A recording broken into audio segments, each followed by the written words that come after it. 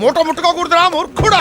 పండగ పెట్టుకుని ఊరెళ్లకుండా bachelors room లో గిన్నెలు ఎందుకు అడుగుతున్నావురా ఎర్రిప్పు కూడా అంటే, దోస్తులు రాకపోతే పండగలాగా అనిపించదురా అన్నాడు మామ. ఆ ఒక్క ఒట్టకాయలు టచింగ్ ఎమోషనల్ డైలాగ్ కి టైమింగ్ డిస్టెన్స్ చూసుకోకుండా రప్మని స్టార్ట్ అయిపోయినా మామ. జస్ట్ 50 కిలోమీటర్స్ క్రాస్ అయినమో లేదు. ఇక క్లైమేట్ చేంజ్ అయ్యి ఉరుముల మెరుపులతో ఆల్మోస్ట్ ఒట్టలు షేక్ అయిపోయినాయి. లక్ ఏందంటే దయ్యం దెబ్బలేసుకునే రాత్రి కూడా వీడియో టీ టైం ఓపెన్ పెట్టిన మామ. అదే మ్యాజిక్. అట్లా ఒక కప్ ఆఫ్ టీ దెంగి దాగి కాసేపు సీద తీరినాం. అసలే వర్షంకి నాని పిచ్చి దెంగుతుంటే అదే రోజు మెదక్లో కర్ఫ్యూ ఉండడం వల్ల ఆల్మోస్ట్ పోలీసులు లాటి దింపేస్తుండే. ఇలాంటి దరిద్రపు కొట్టి విధం నేను ఎక్కడ చూడలేదురా. ఆ మరుసటి రోజు వింటేజ్ వైబ్స్ లో ఒక చాయ్ కొట్టేసి బడా పహాడ్కి అయితే స్టార్ట్ అయిపోయినాం మామ. ఇక గుట్ట పైన దర్గాని రీచ్ అవ్వాలంటే అప్రాక్సిమేట్లీ 1000 స్టెప్స్ అయితే క్లైమ్ చేయాలి మామ. చాలా ఎత్తున్నట్టుందిగా.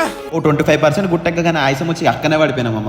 బాబు ప్లీజ్ బాబు కొంచెం రిలాక్స్ అవుదాం. కొండ నిండా కోతులే ఉన్నాయి మామ. బై మిస్టేక్ లో నువ్వు వాటిని ఏమైనా గెలికినావు అనుకో, కొత్త చెక్కేస్తారులే ఈ రోజంతా. చేతిలో ఫుడ్ ఉందనుకుని దగ్గరకు వచ్చింది మామ. కానీ ఏం లేదని తెలిసేసరికి పాల్తులని చూడుకుంటున్నారా బాబాయ్ మీరు? పాల్తులని చూడుకోలే మీరు? నాలో ఉన్న మంచితనంతో గుట్ట మీద ఉన్న జంతువుల దాహం తీర్చిన మామ. అయ్యా మీరు దేవుడయ్యా. ఇక దర్గాకి వెళ్ళి ప్రేయర్ చేసుకుని దేవుడి దగ్గర దీవెనలు తీసుకొని నేను మా సిబ్బంది బయటకు వచ్చేసినాం. ఈ బడా పహాడ్ కొండ మీద మనం ఏం తీసుకున్నాం? అన్ని ఫ్రీ. ఎందుకంటే దీని ఓనర్ మనోడే. సల్లగా ఒక వాటర్ బాటిల్ బ్యాకప్ కిందకి పెట్టుకొని కిందికి వెళ్ళిపోయినాం మామ.